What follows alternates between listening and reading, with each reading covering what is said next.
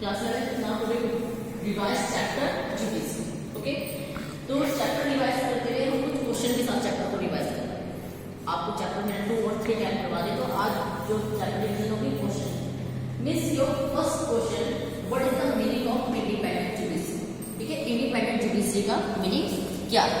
What is the meaning of independent judiciary? It is the most independent of judiciary means that judges must be able to discharge the power and duties of their office without fear or favor।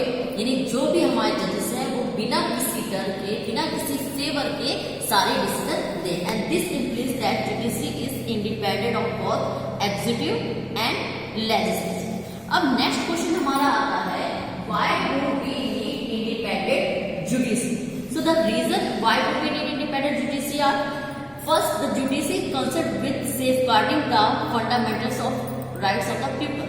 देखिए, हमारे एक independent judiciary की क्यों demand?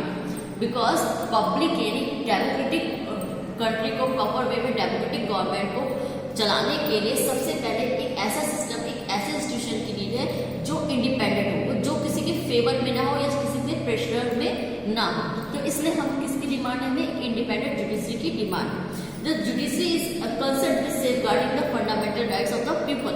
यानी जो हमारा judiciary system है वो क्या करता है? पब्लिक के फंडामेंटल राइट्स को क्या करता है? सेव करता है। किस तरीके से करता है? You know very well, our 6 fundamental rights, और हमारा 6 फंडामेंटल राइट्स कौन सा है? Constitutional remedy. Constitutional remedies means संवैधानिक उपचार। उसका क्या काम है?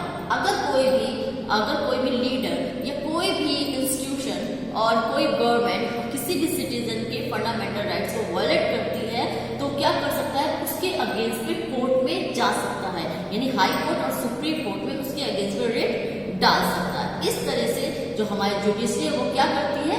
फंडामेंटल राइट्स को सेव करती है, सिटीजन के फंडामेंटल राइट्स को सेव करती है। Secondly, the judiciary punishes the criminals, administers justice, interpret the law and resolve the dispute between different parties. और सेकंड वर्क क्या है? जुडिशरी क्या करती है? क्रिमिनल्स को पनिश करने का काम। कोई भी कॉन्फ्लिक्ट होता है उसको बिना प्रेशर के, बिना फेवर के, यानी विदाउट पार्शियलिटी उसको सॉल्व करने का काम करती है। Secondly, third, the judiciary settle dispute not only between private groups and individual but between the government and individual। ये नहीं है जैसे कि 2 पर्सन के बीच की कॉन्फ्लिक्ट है, प्रॉब्लम है, लड़ाई है, उसी को सॉल्व करती है। मीन्स गवर्नमेंट के बीच में, अगर 2 स्टेट्स के बीच में कोई भी कॉन्फ्लिक्ट, आप देखते हैं कि जो रिवर का मुद्दा है आए दिन होता रहता है काफी स्टेट्स के बीच में, कि जो नदियां हैं उसमें डिसीज प्रॉब्लम आती रहती है कि नदी का पानी या रिवर का वाटर क्या से पानी फॉलो होना चाहिए। तो इस तरह के कॉन्फ्लिक्ट को सॉल्व करने का काम। और कभी कभी सेंट्रल गवर्नमेंट और स्टेट गवर्नमेंट के बीच में, आप वेस्ट बंगाल का मुद्दा ले लीजिए या दिल्ली गवर्नमेंट का मुद्दा ले लीजिए, सेंट्रल गवर्नमेंट के साथ आए दिन होते रहते हैं, तो उनको सॉल्व करने का काम भी कौन करती है? हमारी जुडिशरी करती है, विदाउट एनी पार्शियलिटी, किसी के फेवर में ना होकर जो राइट है उसके favour. Secondly, next, India the supreme court and high court interpret the constitution and the dispute between the center and state or between state themselves have to be settled by the supreme court। और अगर constitution को कोई भी violet कर रहा है, यानी constitution कोई भी ऐसी प्रॉब्लम उसको इंटरप्रेट करने का काम, यानी कोई भी अगर वायलेट करता है तो उसमें दखलअंदाजी केवल सुप्रीम कोर्ट और हाई कोर्ट करता है। And the dispute between the state और between the themselves have to be settled by the supreme court. अगर सुप्रीम कोर्ट और हाई कोर्ट के बीच की कोई भी प्रॉब्लम है, सुप्रीम कोर्ट और हाई कोर्ट का काम किया, अगर सेंटर और स्टेट के बीच की कोई भी कॉन्फ्लिक्ट है, कोई भी प्रॉब्लम है, उसको सॉल्व करने का काम किसका है? सुप्रीम कोर्ट का है। Now the provision that ensure independence judiciary in India. So independence of judiciary, so जजेस independence is essential for the function of democratic constitution। The independence of judiciary is ensured by following provision। Firstly, appointment of judges। India में जो जजेस का appointment है वो किसी institution या किसी गवर्नमेंट के थ्रू नहीं होता है। वो कैसे होता है? वो इम्पार्शली होता है, यानी एवरी जजेस of the supreme court is appointed by the president. उनको अपॉइंट करने का काम किसका है? प्रेसिडेंट का है। But while appointing a judges other than the Chief Justice of India (CJI) is always consulted and thus neither political bias nor personal favorism and would play a part of appointment of judges। जजेस का जो appointment होता है वो किसी बिना यानी किसी पार्शलिटी से नहीं होता है। मेन जो CJI होते हैं, आपको मैंने स्टार्टिंग बताया है, मेरे जो 5 जजेस होते हैं उसमें से जो सीनियर जज होता है वो CJI के लिए चुना जाता है और उनको अपॉइंट कौन करते हैं? प्रेसिडेंट करते हैं।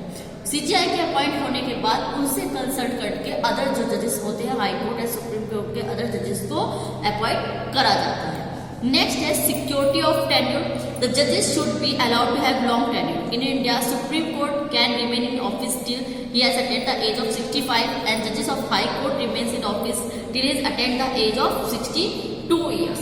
ठीक है, जो जजेस हैं इंडिया के वो कब तक अपनी सीट पे यानी जजेस के तौर पे 65 साल की उम्र तक रह सकते हैं। ठीक है, and the supreme court high court जजेस आर नॉट इजिली डिसमिसेबल, और इनको इजिली डिसमिस भी नहीं करा जा सकता है कि मीन्स उनको कभी भी डिसमिस करा जाए, नो, लाइक स्पेशल मेजोरिटी से इनको डिसमिस करने के लिए इम्पीचमेंट अगर इन पे लगता है तो इसके लिए एक प्रोसीजर होगा, उसके थ्रू लेजिस्लेचर में बात है, उसके बाद ही इनको डिसमिस किया जा सकता है।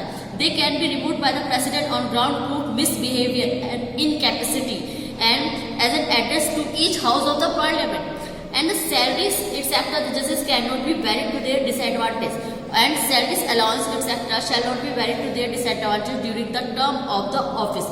और जो भी जजेस की पेमेंट स्केल है वो इस तरह का रखा जाता है कि वो किसी भी करप्शन में ना फंसे, मीन्स उनकी सारी फैसिलिटी उनको पूरी दी जाती है, उनको हर तरह की फैसिलिटी दी जाती है जिससे वो करप्ट ना हो। ठीक है, यानी रिटायरमेंट के बाद भी वो किसी जॉब को नहीं ले सकते हैं कि रिटायरमेंट के बाद कोई जॉब नहीं कर सकते हैं।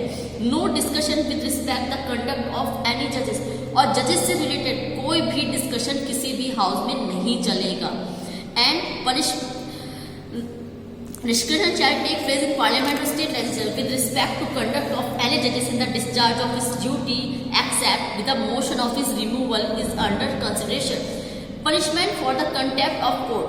Genuine criticism of a judgment is allowed but nothing should be done to lower of authority or dignity of the court, and the Supreme Court or High Court has power to punish or contempt itself।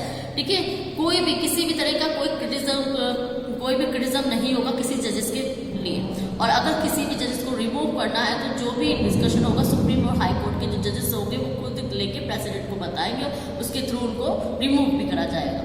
Now description of the executive and the chief justice of India has been reduced and transfer of जजेस। The president can transfer any जजेस from one high court to another. ठीक है, ये power यानी transfer की जो power है वो भी किसी इंडिविजुअल किसी इंस्टीट्यूशन के हाथ में नहीं होती कि हाँ कोई भी गवर्नमेंट है, स्टेट गवर्नमेंट है, सेंट्रल गवर्नमेंट है, वो कर दे। ये जो मेन पावर किसके हाथ में होगी? प्रेसिडेंट के हाथ में होगी कि वो किसी को भी रिमूव कर सकते हैं, किसी का भी ट्रांसफर कर सकते हैं। And but requires this condition to be fulfilled. First, order of transfer can be issued by consulting the chief justice of India. और ये भी नहीं, प्रेसिडेंट मान लीजिए हम जानते हैं कि जो भी प्रेसिडेंट चूज किया जाता है कैसे करा जाता है, जिसकी भी गवर्नमेंट होती है उसी का मेंबर होता है, तो ऐसे में वो कहीं उसके फेवर में न ले, तो अगर किसी को भी ट्रांसफर करना है तो उसके लिए फर्स्ट जो कंसल्ट होगी किससे होगी? CJI से होगी। Now second, the views of the chief justice of the high court, one from which the transfer is taking place and other to which transfer to be effected must also be obtained. Now thank you student, in next class we discuss whom the judges are accountable to and structure of judiciary in India and single integrated judiciary। Thank you, Jai Hind।